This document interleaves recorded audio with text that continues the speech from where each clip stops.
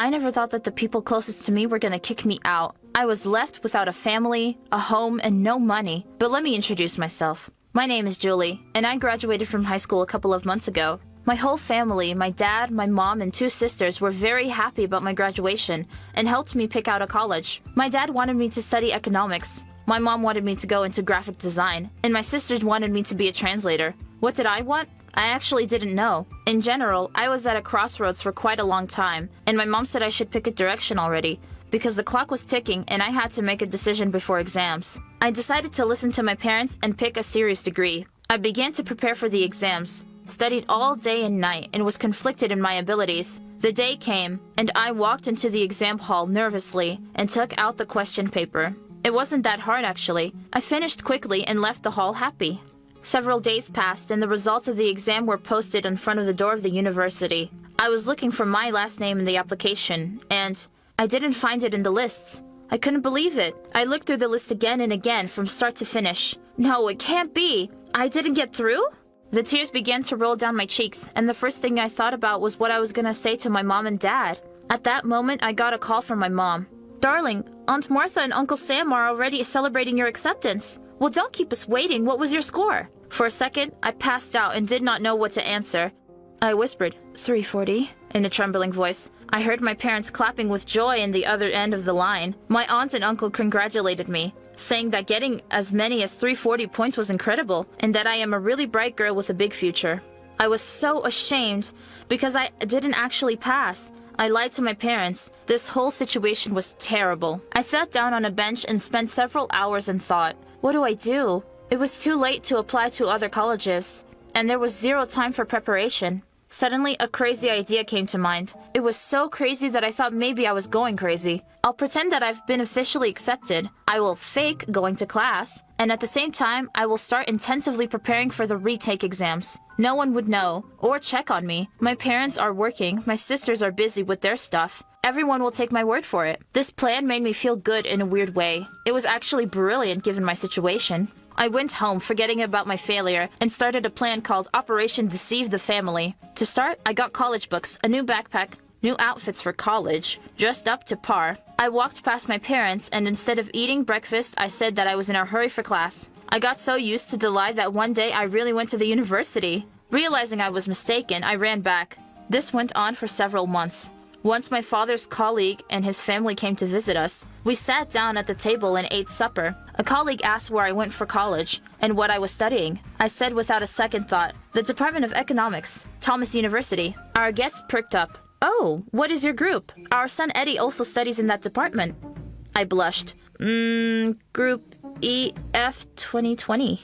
Eddie, who was sitting next to me, was very surprised and started asking me questions that I could not answer. "Is that a group? Who is your tutor?" It was clear from my confused face that I didn't know what to say. Mom looked at me suspiciously. I tried to joke to deflect the convo, saying that the guests were probably tired of hearing about my studies and we should talk about something else. And I quietly waited for the moment to leave the table. Just as the guests began to discuss politics, I immediately ran to my room, closing the door.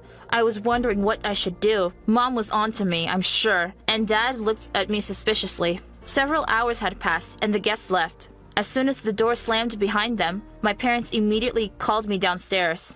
On nervous feet, I went into the kitchen where my dad asked me for an explanation regarding my studies. I was about to say that everything was fine, but my mom asked me what my student number was to check up on my group and progress.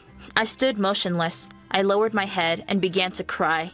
Everything became so clear to my family. The sisters were shocked. My mom looked at me with anger, and so did my dad. They said that they did not expect such lies and shameful behavior from their daughter, that I should have simply told them the truth instead of choosing to lie. My parents scolded me for a while. I just wanted this to end. All right already, I got it. I'm not a little girl anymore. I can't decide for myself. Just stop with the lecturing. My father looked at me disappointed, shrugged his shoulders, and said that since I'm an adult and I know everything, then I should pack my stuff and live how I think was right. Are you kicking me out? Your own daughter? I was at a loss. Has my family gone crazy? So what? I'll live by myself. Angry, I went up to my room, got the first things I came across and called a taxi. This whole thing was just awful. My parents scolded me all the time as a schoolgirl, and now I could not remain silent anymore. Leaving the house, I thought they'd try to stop me, tell me not to leave, but nothing. I got into the car with tears in my eyes. But where do I go? I gave the driver the address of the university, realizing that I had nowhere to go. The taxi driver left me at the gate of the college, and I walked to a bench with my suitcase and started crying. I felt so sad and hurt. Suddenly, a woman sat down next to me and asked me what happened. I told her everything, when suddenly she offered to show me something. We went into a large library, and the woman said that her name was Miss Johnson. Apparently, she had been a librarian at the university for over 20 years, and since I was in such a dire situation, she'd help me. She kindly offered me to stay in her room until I found a job. I was so glad, and said yes. To thank her, I helped her with her job, cleaned the shelves, kept the library hall organized. Several days had passed, and my dad texted me. He asked me to return home and ask for forgiveness. I refused, and said that I'll be living in the university, and I wouldn't return. It became personal for me to pass the retake exam, and I studied hard, and Miss Johnson helped me pick out the right textbooks and reading material. The day of the exam came, and guess what? I passed! I got an excellent score and managed to get in with a scholarship. I was so relieved and happy. I immediately called to tell my family. Everyone was so happy, but Dad jokingly asked if I was lying this time too. In general, I got my happy ending, and I'm grateful for everything that made me more mature and independent. And I promised always to tell the truth and never lie like I did. If you liked the video, then please leave a like and subscribe to our channel.